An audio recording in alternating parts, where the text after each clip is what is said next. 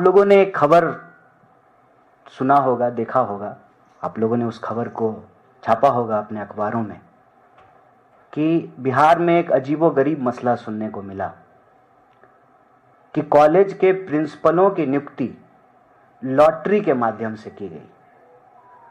और लॉटरी के माध्यम से जब नियुक्तियां की गई तो स्वाभाविक रूप से महिला कॉलेज के प्रिंसिपल भी पुरुष बन गए। उसके बाद जो है वाइस चांसलर साहब का इंटरव्यू आया और बहुत सारी सफाई जो है वो दे रहे थे। फिर भी उस इंटरव्यू में जो उन्होंने 3 महत्वपूर्ण बात कही है, उससे बिहार में शिक्षा व्यवस्था किस स्थिति में है इसका पता चलता है। एक तो उन्होंने कहा कि शहरों के कॉलेज के प्रिंसिपल लोग बनना चाहते हैं, तमाम सिफारिशें आती हैं, तो जब एक पोस्ट के लिए कई दावेदार हैं और बड़े बड़े लोगों की सिफारिश आती है तो लॉटरी निकालने के अलावे हमारे पास कोई उपाय नहीं था। और दूसरा उन्होंने कहा कि कोई नियम तो नहीं है ना कि महिला कॉलेज का प्रिंसिपल कोई पुरुष नहीं बन सकता है। बात ठीक है, नियम तो नहीं है, लेकिन प्रेसिडेंस यही है कि महिला छात्रावास की वार्डन महिला होती है और महिला कॉलेज की प्रिंसिपल महिलाएं होती हैं। नियम तो नहीं है, लेकिन नियम से बिहार में शिक्षा व्यवस्था चल ही नहीं रही है। मनमानेपन का नियम है।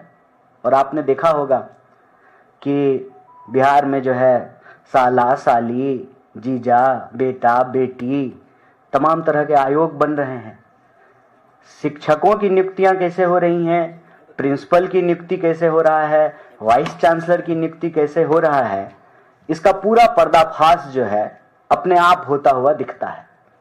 बिहार की शिक्षा व्यवस्था को लेकर के आज एक कहावत बिल्कुल फिट बैठती है, अंधेर नगरी चौपट राजा, टके सिर भाजी टके सिर खाजा। मतलब मनमाने तरीके से बिहार में शिक्षा व्यवस्था चल रही है। कहने को उच्च शिक्षा है जो अपने निम्नतम स्तर पर है।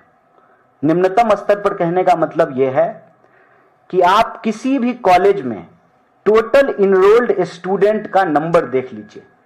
एक दिन अगर सारा स्टूडेंट आ गया एक दिन, तो कॉलेज में पांव रखने की जमीन नहीं होगी।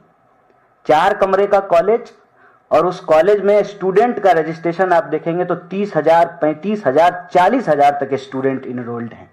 मतलब क्या है, पैसा दीजिए, डिग्री लीजिए।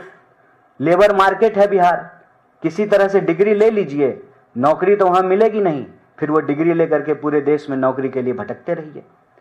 शिक्षा की हालत यह है कि प्रोफेशनल कोर्स के नाम पे मनमाने ढंग से फीस वसूली की जाती है। नियमित जो है सेशन नहीं चलता है। पूरे देश में ग्रेजुएशन 3 साल में होता है, बिहार में 5 साल में होता है। पंचवर्षीय योजना है। उसके बाद